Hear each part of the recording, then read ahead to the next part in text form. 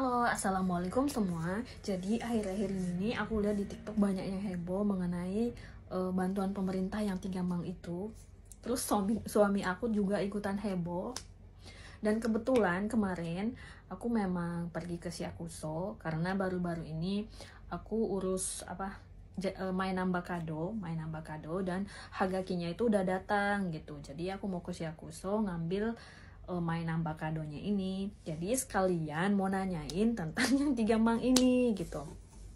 Nah, jadi ternyata yang dapat yang 3 Mang ini ada ketentuannya. Tidak semua berhak mendapatkan yang 3 Mang ini.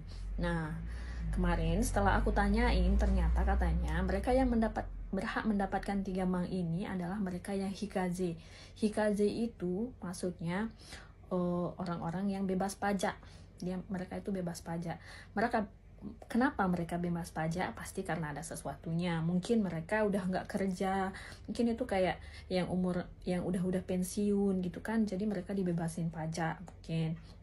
Terus satu lagi buat mereka yang pendapatannya itu menurun drastis mungkin di bawah 10 Mang per bulan kayak gitu-gitu loh teman-teman.